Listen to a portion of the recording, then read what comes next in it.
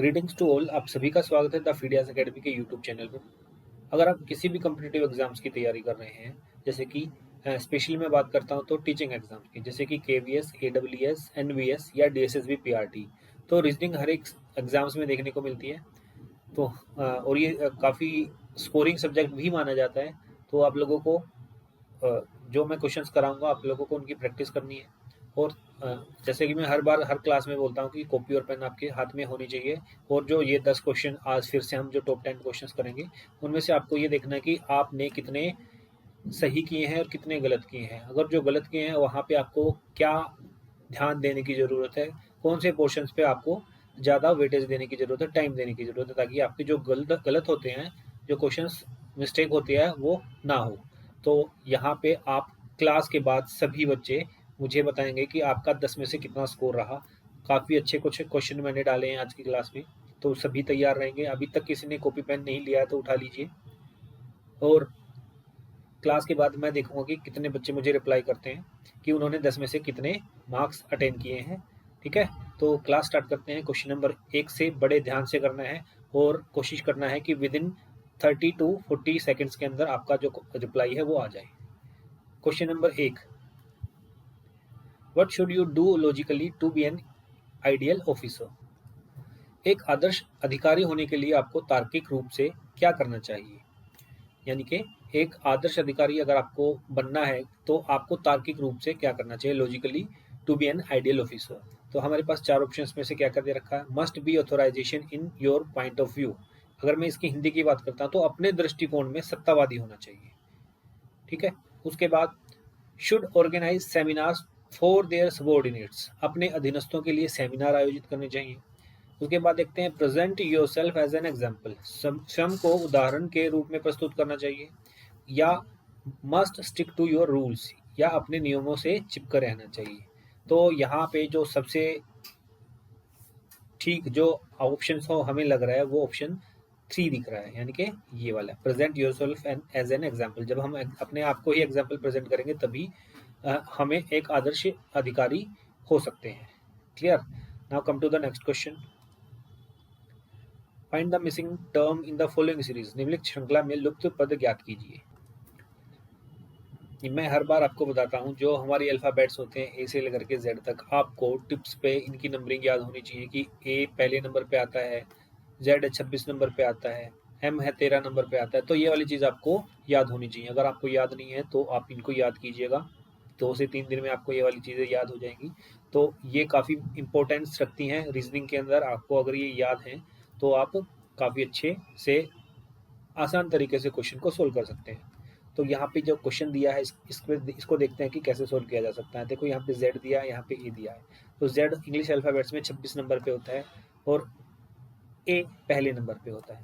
ठीक है, एक्स 24 और डी 4 पे होता है, वी 22 पे और जी 7 पे होता है, टी 20 और जे 10 पे होता है। इसके बाद जो पी है वो कितने पे है, 16 पे होता है और ये यहाँ पे भी 16 ही आएगा। अगर मैं यहाँ पे देखता हूँ, ये देखो यहाँ पे पहले में जेड 26 पे है, उसके बाद इसमें 2 कम हो गए, कितना हो गया 24 हो गया, उसमें फिर से 2 कम हो गए, कितना हो गया 22 हो गया, उसमें आगे उसके देखते हैं तो टी में फिर से 2 कम हो गए 20 हो गया। तो यहाँ पे जो अगला आएगा वो क्या आएगा, 18 आएगा। और 18 नंबर पे क्या होता है, आर होता है। यानी कि पहला ऑप्शन खत्म, दूसरा ऑप्शन खत्म, ऑप्शन सेकंड और ऑप्शन 3 हो सकता है। ठीक है, अब यहाँ देखते हैं तो पीछे भी एम है और यहाँ भी पीछे एम है। तो हमें बीच वाली वैल्यू चेक करनी पड़ेगी। बीच में क्या क्या दिया हुआ है, 1 दिया हुआ है, 2, 6, 21, यहाँ हमें निकालना है ये 445 हो जाएगा और ये 2676 हो जाएगा। तो अब हमें बताना है कि यहाँ पे क्या आएगा, क्वेश्चन जो बीच में जो खाली जगह है। तो यहाँ पे ये सीरीज वाला क्वेश्चन बन जाएगा। इसको 1 से मुझे 2 पे जाना है, तो 1 से 2 पे जाने के लिए क्या करेंगे हम, 1 से 2 पे जाने के लिए मैं क्या कर सकता हूँ, मैं 1 में 1 गुना करके उसमें 1 ऐड कर सकता हूँ, तो मैं 2 पे चला जाऊँगा। ऐसे ही अगर मैं 2 से मुझे 6 पे जाना है तो 2 में 2 गुना करेंगे और 2 ही इसमें ऐड कर देंगे, तो ये 2 दूनी 4 और 2 6 हो जाएगा। अब मुझे क्या करना है, 6 से मुझे 21 पे जाना है, तो यहाँ पे 6 है, 6 में 3 गुना करने पे और 3 ऐड करने पे मेरा आंसर आ जाएगा। देखते हैं 21 आएगा कि नहीं आएगा। देखो यहाँ पे 6 3 18 और 3 क्या होता है, 6 3 18 और 3 21 होता है, जो कि यहाँ पे भी ऑलरेडी 21 दिया हुआ है। अब हमें निकालना है ये वाला 21 के बाद क्या आएगा। हमें यहाँ पे जो पैटर्न है उसका पता लग गया। यहाँ 21 था, 21 में हम क्या गुना करेंगे, 4 गुना करके उसमें 4 ही ऐड कर देंगे। तो 21 गुना 4 क्या होता है, 84, और 84 में 4 ऐड करते हैं तो क्या आएगा, 88, यानी कि 88, जो कि ऑप्शन सेकंड में दिया हुआ है। ऑप्शन फोर्थ भी हमारा गलत हो जाएगा। ये क्वेश्चन का जो आंसर होगा सेकंड ऑप्शन करेक्ट आंसर होगा। क्लियर है। अब आते हैं नेक्स्ट क्वेश्चन पे। देखो ये बहुत ही इंपॉर्टेंट क्वेश्चन है, कई बार एग्जाम्स में आया हुआ है, तो इस क्वेश्चन को ध्यान से कीजिएगा। बहुत ही इंपॉर्टेंट है और आसान भी है, बच्चे इसमें गलती करके आते हैं। तो इस क्वेश्चन में क्या बोलता है, the total number of digits used in numbering the pages of a book having 366 pages is. अगर मैं इसको हिंदी में पढ़ता हूँ तो ये है 366 पृष्ठों वाली एक पुस्तक के पृष्ठों को क्रमांकित करने में प्रयुक्त अंकों की कुल संख्या निकालनी है, यानी कि टोटल अंक हमने कितने यूज किए हैं। ठीक है, 366 पेज की एक पुस्तक है। आपको पता है कोई भी बुक होती है उस पर नंबरिंग लिखी जाती है कोने पे नीचे, पेज नंबर जो होते हैं। तो ये जो बुक है उसमें टोटल 366 पेज है। इसने ये पूछा है कि टोटल कितने अंक, जैसे कि 1 से 9 तक कितने अंक होते हैं, 9 होते हैं। अगर मैं 10 की बात करता हूँ, जो 10वां अंक होता है इसके अंदर कितने अंक होते हैं, इसके अंदर आते हैं 2। ठीक है, तो ऐसे ही जितने भी टोटल पेजेस हैं उसके हिसाब से हमें बताना है कि कितने टोटल अंक यूज किए जाएंगे। क्लियर है। तो अगर मैं 1 से 10 तक की बात करता हूँ, 1 से 9 तक मैंने आपको बताया था 9 अंक होते हैं, और 10 तक कितने अंक हो जाएंगे, 2 अंक और बढ़ जाएंगे, 2 अंक और बढ़ जाएंगे, यानी कि 9 और 2 1 से 10 तक 11 अंक हो जाएंगे। ऐसे ही हमें बताना है कि 366 तक कितने अंक होंगे टोटल।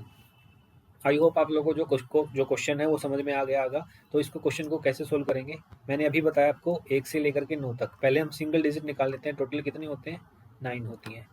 और अब 2 डिजिट वाले निकाल लेते हैं, 2 डिजिट वाले 10 से लेकर के कितने तक होते हैं, 99 तक होते हैं। क्लियर है। अब यहाँ 10 से लेकर के 99 तक टोटल कितने संख्याएं हो जाएंगी, और जितनी भी संख्या होंगी हम उसका क्या करेंगे, डबल होंगे, क्योंकि ये 2 डिजिट वाली संख्याएं हैं। अगर आप देखते हैं यहाँ 1 से लेकर के 99 तक की अगर मैं काउंट करता हूँ, तो 1 से लेकर के 99 तक टोटल कितनी संख्याएं होती हैं, 99 होती हैं। उसमें से अगर मैं पहले 9 संख्याएं हटा देता हूँ, यानी कि 99 में से मैं 9 माइनस कर देता हूँ, तो 90 संख्याएं ऐसी होंगी जिनमें 2 अंक मिलेंगे। और 2 अंक मिलेंगे मतलब उसको हम 2 से गुना कर देंगे, तो ये कितने आ जाएंगे, टोटल 180 बनेंगे। यहाँ पे जो अंक बनेंगे 10 से लेकर के 99 तक टोटल कितने होंगे, 180 अंक बनेंगे। इसके बाद 101 से शुरू करते हैं, और कहाँ तक जाना है हमें जाना है 366 तक। 100 से शुरू करते हैं और 366 तक जाना है।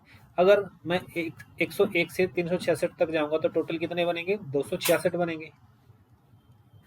101 से लेकर के 366 तक 266 बनेंगे। बट यहाँ पे 100वां भी तो लेना हमें, तो यहाँ पे इसमें एक और ऐड करेंगे, तो ये कितना बन जाएगा, ये बन जाएगा 267, 267।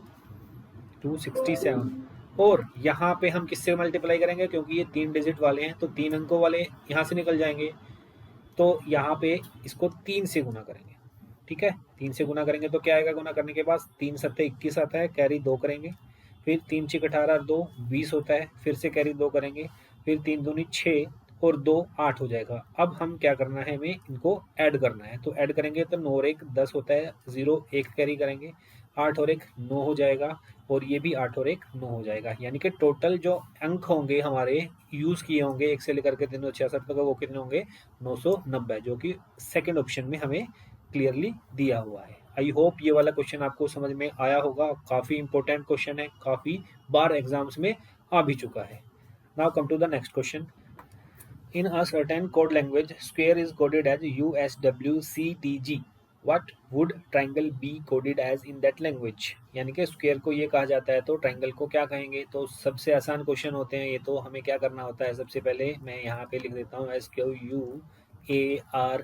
इसको क्या बोलते हैं, इसको बोलते हैं USWCTG बोलते हैं। हमें क्या करना है, मैंने अभी क्वेश्चन करा है, तो मैंने उस तब क्या बताया था, इनकी नंबरिंग याद करनी है। एस इंग्लिश अल्फाबेट्स में कौन से नंबर पे होता है, 19 नंबर पे होता है, क्यू 17 नंबर पे होता है, यू 21 पे होता है, और ए 1 पे होता है, आर 18 पे होता है, ई 5 पे होता है। ऐसे ही अगर मैं इस यू की बात करता हूँ, ये यू 21 पे होता है, ये 19 पे होता है, ये 23 पे होता है, सी 3, टी 20, जी 7। क्लियर। अब मैं यहाँ से अगर ध्यान से देखता हूँ तो यहाँ पे 19 है, यहाँ पे 21 है, तो कितना प्लस हो रहा है, +2 हो रहा है। यहाँ पे 17 है, यहाँ पे 19 है, यहाँ पे भी +2 हो रहा है। 21 से 23 +2, 1 से 3 +2, 18 से 20 जा रहे हैं +2, और 5 से 7 जा रहे हैं, यहाँ पे भी +2 हो रहा है। यानी कि जो ट्राइंगल है हमें उसमें क्या करना है, सभी में +2 करना है। ट्राइंगल की जो काउंटिंग है वो क्या हो जाएगी, 20। देखो यहाँ पे VTKC, देखो VTKC सभी में दिया, VTKC सभी में दिया, VTKC सभी में दिया है, और यहाँ पे भी VTKC सभी में दिया है। यानी कि पहले 4 हमें नहीं देखने हैं। ये हमारा टाइम सेव करने का तरीका है। हमें क्या करना है, सिंपली 2 ही ऐड करना है ना। तो n कितने नंबर पे होता है, 14 पे, और इसमें हम 2 ऐड करते हैं तो क्या आएगा, 16। 16 नंबर पे क्या होता है, P होता है। यहाँ पे ये वाला ऑप्शन एलिमिनेट हो जाएगा। क्लियर। अब इसके बाद जी पे आते हैं। जी कितने नंबर पे होता है, 7 पे। 7 में 2 ऐड करेंगे तो 9, और 9 नंबर पे क्या होता है, आई होता है। तो ये वाला भी गलत हो जाएगा इसके हिसाब से। ठीक है। अब आगे देखते हैं एल। एल इंग्लिश अल्फाबेट्स में 12 पे होता है। 12 में 2 ऐड करेंगे तो 14 बन जाएगा। 14 पे एन होता है। तो यहाँ पे एम दे रखा है, ये भी गलत हो जाएगा। ऑप्शन पहला बिल्कुल करेक्ट आंसर हो जाएगा। तो इन क्वेश्चंस को इस तरीके से आसानी से निकाला जा सकता है।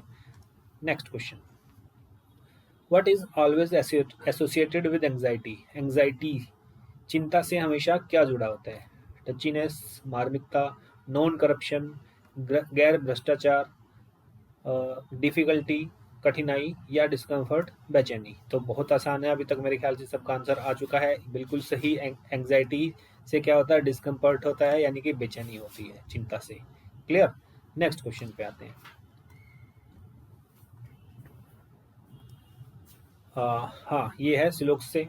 You are given 2 statements and 2 conclusion, choose the correct option from the given alternatives. आपको 2 कथन और 2 निष्कर्ष दिए गए हैं। दिए गए विकल्पों में से सही विकल्प का चयन करना है। यहाँ पे स्टेटमेंट है, यहाँ पे कंक्लूजन है। ठीक है। तो यहाँ पे जो स्टेटमेंट है ये पॉजिटिव दी हुई है, ये वाली स्टेटमेंट भी पॉजिटिव दी हुई है। तो जो हमारा आंसर आएगा, 2 पॉजिटिव स्टेटमेंट से जो हमारा आंसर आना चाहिए वो पॉजिटिव ही आना चाहिए। अगर मैं बात करता हूँ कंक्लूजन की, देखो यहाँ पे क्या है, नो, तो ये क्या हो गया, नेगेटिव।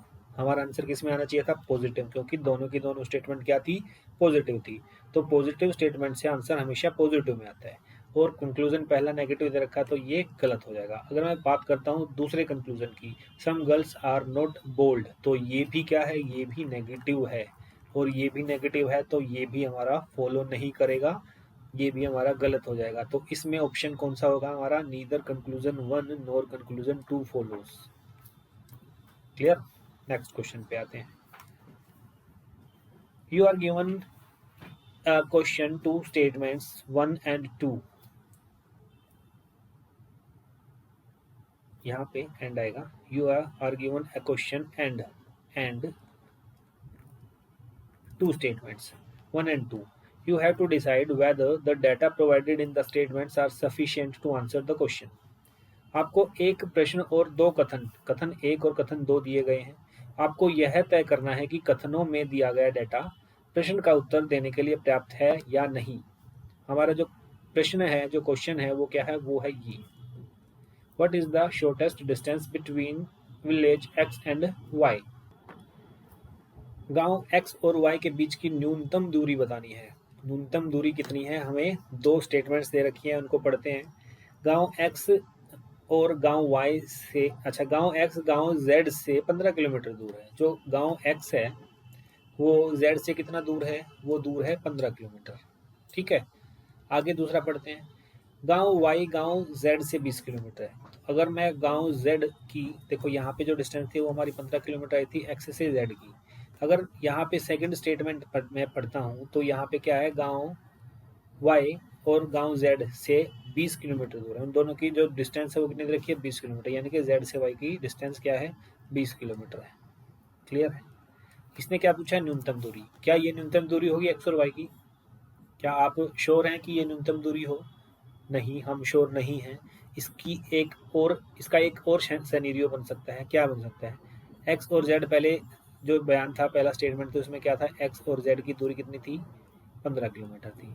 और जो सेकंड वाली थी इसमें क्या थी, X और वाई की जो दूरी क्या दे रखी थी, वाई और जेड की, गांव वाई और गांव जेड से 20 किलोमीटर दूर था। तो ये वाली चीज़ यहाँ पे भी तो हो सकती है कि भाई जो जेड है और जो वाई है वो यहाँ पे भी तो हो सकता है, यहाँ से ये वाई हो सकता है और यहाँ से ये दूरी टोटल 15 और 5 20 हो सकती है ना, बिल्कुल हो सकती है। तो यहाँ पे वी आर नॉट श्योर कि न्यूनतम दूरी कौन सी होगी, ये वाला सिनेरियो भी बन रहा है और ये वाला सिनेरियो भी बन रहा है। तो हमें क्या पता भाई, क्वेश्चन के अकॉर्डिंग हमें तो पता नहीं लग रहा ना कि वो कौन किसकी बात कर रहा है, वो किसकी बात कर रहा है। न्यूनतम दूरी तो ये 20 और 15 को ऐड करते हैं तो 35 भी हो सकती है। और ये हम इसको भी देखते हैं तो यहाँ पे एक्स और वाई की यहाँ पे 5 आ रही है, तो वी आर नॉट श्योर कि ये कौन से जो सिनेरियो है उसकी बात कर रहा है। ठीक है, तो इसमें दो चीज़ें निकल के आती हैं, या तो उसमें 35 होगी डिस्टेंस या उसमें 15 होगी, बट हमें हमें नहीं पता क्वेश्चन के अकॉर्डिंग कि ये किसकी बात कर रहा है, ये पहले वाले की बात कर रहा है या जो ये अभी हमने सेकंड में निकाला है इसकी बात कर रहा है। तो यहाँ पे इसमें इस क्वेश्चन के हिसाब से हमारा जो आंसर आना चाहिए वो क्या आएगा, केवल कथन 1 में दिया गया डेटा प्रश्न का उत्तर देने के लिए पर्याप्त है, नहीं। केवल कथन 2 में दिया गया डेटा प्रश्न का उत्तर देने के लिए पर्याप्त है, नहीं। नंबर 3 में या तो कथन 1 या कथन 2 में दिया गया डेटा प्रश्न का उत्तर देने के लिए पर्याप्त है, ये भी नहीं। अगर फोर्थ देखते हैं तो कथन 1 और 2 दोनों में डेटा प्रश्न का उत्तर देने के लिए पर्याप्त नहीं है, तो ये इस क्वेश्चन का सही आंसर हो जाएगा। ठीक है, हमें नहीं पता कि हमें जो उनकी डिस्टेंस है वो 35 लेनी है या 5 लेनी है, दोनों में से इसने क्लियर नहीं किया कि ये कौन सी वाली हमें लेनी है, कौन सा सिनेरियो हमें लेना है। ठीक है, तो आई होप ये वाला क्वेश्चन आपको क्लियर हो गया होगा। नेक्स्ट पे आते हैं। When see through a mirror, a clock seems to be showing time as 2:45, 2:45 का समय दिखा रहा है। What is the actual time? अगर मिरर में देखते हैं तो 2:45 का, अगर हमें एक्चुअल टाइम देखना है तो क्या होगा, तो ये सिंपल सी बात है भाई, सबको पता होता है। क्या करते हैं मिरर वाले केस में, हम 11:60 में से माइनस कर देते हैं, तो यहाँ पे 2:45 यहाँ लिख देते हैं, माइनस करेंगे तो 60 में से 45 15 आता है, और ये 11 में से 9 2, ये आ जाएगा 9:15, यानी कि ये पहला ऑप्शन इसका करेक्ट आंसर हो जाएगा। नेक्स्ट पे आते हैं। यहाँ find the odd one out from the following, निकालना है क्या, निम्नलिखित में से असंगत निकालना है, यानी कि ओड निकालना है। तो riyal, lira, yuan, Tokyo. I hope अब सबका आंसर आ गया होगा। ये 3 क्या है, ये करेंसी का नाम है और ये क्या है, एक कैपिटल है टोक्यो। किसकी कैपिटल है टोक्यो, आप मुझे कमेंट बॉक्स में बता सकते हैं कि जो टोक्यो है किसकी कैपिटल है। क्लियर। अब आते हैं नेक्स्ट क्वेश्चन पे। नेक्स्ट क्वेश्चन है, हाँ जी बहुत बढ़िया क्वेश्चन है, हाँ जी लास्ट क्वेश्चन है। इसमें पूछा है find the number of triangles and squares in the following figure. निम्नलिखित आकृति में त्रिभुजों की और वर्गों की संख्या हमें बतानी है। जो आपके सामने एक फिगर आपको जो दिख रही है उसमें हमें बताना है कि इसमें कितने तो ट्राइंगल है और कितने इसमें स्क्वायर है। तो यहाँ पे सबसे पहले जो आप में ये जो पिक्चर है, इसके अंदर एक पिक्चर आपको ये भी दिख रही होगी, ये ऐसे बीच में लाइन, यहाँ लाइन और क्रॉस आपस में लाइन से ये निकालनी होती है। ये कब करते हैं यूज़ इसका, जब हमें ट्राइंगल निकालना होता है। तो सबसे पहले हम क्या करते हैं, जितने भी हमें ट्राइंगल दिख रहे हैं इसमें छोटे छोटे, सबको काउंट करेंगे 1 2 3 4 5 6 7 8। अगर हमें इसके अंदर ट्राइंगल निकालने हैं कि कितने ट्राइंगल है, तो हम क्या करते हैं, जितने भी छोटे ट्राइंगल होते हैं, जैसे कि इसमें 8 है तो उसका हम 2 गुना कर देते हैं, तो वो क्या हो जाएगा 16। यानी कि इस पिक्चर के अंदर 16 ट्राइंगल हैं टोटल छोटे छोटे। अब उसके बाद जो बाकी बचे ट्राइंगल है वो और काउंट कर लेते हैं। वो यहाँ पे 1 काउंट, 2 3 और 4, बाहर वाले जो हैं वो हमने काउंट कर लिए, कितने हो गए 4, तो इसमें हम क्या कर रहे हैं, ऐड कर देते हैं। अब इसके बाद और भी कुछ ट्राइंगल हैं जो इसके अंदर हिडन है, छुपे हुए हैं, वो और देख लेते हैं कि वो क्या क्या है। सबसे पहले यहाँ देखते हैं, ये 1 हो जाएगा, उसके बाद ये दूसरा हो जाएगा, उसके बाद ये तीसरा हो जाएगा, 3 हो गए, तो हम यहाँ पे 3 और ऐड कर देते हैं, इसमें 23 हो चुके हैं अभी तक टोटल। एक सबसे बड़ा हो जाएगा, सबसे बड़ा कौन सा, ये वाला, बाहर की तरफ देखते हैं तो ये वाला, ये वाली लाइन और ये वाली लाइन मिला करके ये एक और ट्राइंगल बनाएंगे जो कि सबसे बड़ा होगा। इसके अंदर और भी ट्राइंगल हैं, वो और देखते हैं कि वो ट्राइंगल कहाँ पे हैं। एक बार आप भी ट्राई कीजिए कि वो और ट्राइंगल कहाँ है। यहाँ देखिए, देखो ये वाली चीज़, ये वाली चीज़ और ये वाली को मैं अगर ऐड करता हूँ तो एक ट्राइंगल यहाँ से निकल के आता है। ऐसे ही राइट की तरफ भी सेम सिचुएशन है, यहाँ पे भी एक ट्राइंगल, यानी कि 2 ट्राइंगल यहाँ से निकल के आए, तो इनको भी हम ऐड कर देते हैं। और अब ये टोटल ट्राइंगल हो जाएंगे हमारे। ये टोटल कितने ट्राइंगल हो जाएंगे? ये हो जाएंगे 16 और 4 20, 20 और 4 24 और 2 26, तो 26 ट्राइंगल हो जाएंगे। यानी कि ऑप्शन पहला सही हो सकता है या ऑप्शन फोर्थ जो है वो सही हो सकता है। सेकंड और थर्ड तो हमारे हो गए गलत। अब हमें क्या करना है? अब हमें निकालने हैं स्क्वायर कितने होंगे। मैं इसको रेज कर देता हूँ यहाँ से। स्क्वायर निकालने के लिए हम क्या करना है? सिंपली इसमें काफ़ी इजी होता है स्क्वायर निकालना ट्राइंगल। देखो यहाँ पे जो ये सिचुएशन आती है स्क्वायर निकालने की, तो स्क्वायर हमें यहाँ से दिखाई दे रहे हैं। ये 4 स्क्वायर, ये एक है और एक ये बड़े वाला जो है, जो टोटल बाउंड्री है, तो ये 5 स्क्वायर तो यहाँ से हो जाएंगे। और एक और स्क्वायर बनेगा यहाँ। क्या स्क्वायर बनेगा? वो जो हिडन में है यहाँ पे, ये वाली लाइन, ये वाली लाइन, ये वाली लाइन और ये वाली लाइन, ये भी एक स्क्वायर बनेगी, तो एक स्क्वायर और बन जाएगा। तो टोटल स्क्वायर कितने बनेंगे? 6 बनेंगे। तो इसके हिसाब से हमारा आंसर होना चाहिए ऑप्शन 4। पहला ऑप्शन भी गलत हो जाएगा, 8 स्क्वायर इसमें नहीं बनेंगे। क्लियर है? आई होप आप लोगों को ये समझ में आया होगा, क्लास में मजा आया होगा। बस आज के टॉप 10 क्वेश्चन हो चुके हैं और आप लोग, अब क्लास खत्म हो चुकी है, तो आप मुझे ये बताएंगे कि आपको इन 10 क्वेश्चन में से कितने आपने जो क्वेश्चन हैं वो सोल्व किए हैं वो सही है। आउट ऑफ 10 आपको कितने क्वेश्चन आपने जो है सही किए हैं वो आप कमेंट बॉक्स में मुझे लिखेंगे, बताएंगे, और आप जो आपकी प्रोग्रेस है उसका आपको पता लग जाएगा। ठीक है, आज के समाचार समाप्त, बाकी नेक्स्ट क्लास में करेंगे। तब तक के लिए जय हिंद, जय भारत। पढ़ते रहिए, मुस्कुराते रहिए। Happy learning.